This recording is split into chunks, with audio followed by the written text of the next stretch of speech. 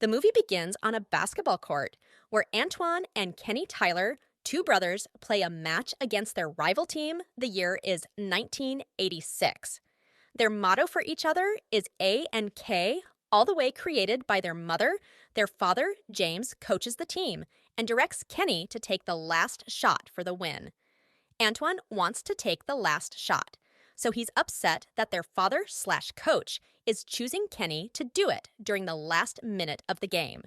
Kenny gets the ball and does his layup, ready to shoot the ball. However, he passes the ball to his brother. Out of fright, Antoine is confident that he'll score, but sadly, he misses the shot, costing them the game that night.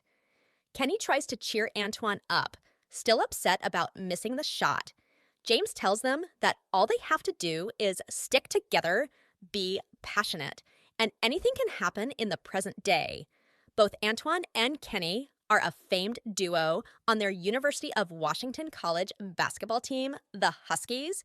They are two of the hottest players, and both are tipped for big futures in the game. Especially Antoine, the brothers form a seemingly unstoppable partnership on the court. In the next scene, the brothers and their teams celebrate their most recent win at a nightclub, but all they do is talk about basketball even when chatting with women. Meanwhile, Kenny meets R.C. St. John, a sports reporter with whom he sparks an interest. He attempts to approach her, but she gets away before he can make a move one day during a game at UCLA. Antoine scores a slam dunk, but while hanging on the rim, he suddenly suffers a heart attack, unable to breathe properly. He then thuds down on the court. Soon the game is stopped and the paramedics arrive at the scene. Antoine is then taken to the university hospital. Sadly, the team loses their game without their big star. Antoine, later Kenny, and the other players are in the changing room ready to visit Antoine at the hospital. Just then, Coach Peterson arrives to inform the team that Antoine has died on his way to the hospital. The team is devastated, especially Kenny. We learned that their father also died of a heart attack. Kenny later visits the basketball court and starts reminiscing about the good old days he spent with his brother. He begins to vent out that God isn't fair and eventually breaks down. Meanwhile, RC watches a distraught Kenny from afar. The following day, she approaches him at the college and apologizes for his loss. Kenny is frustrated that many news channels are coming to him for an interview regarding his brother's death. They wouldn't leave him in peace to mourn properly.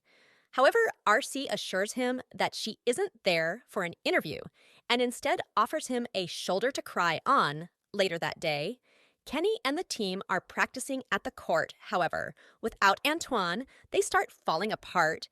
They are not the same without him. Meanwhile, Kenny begins slouching and remains inattentive during practice.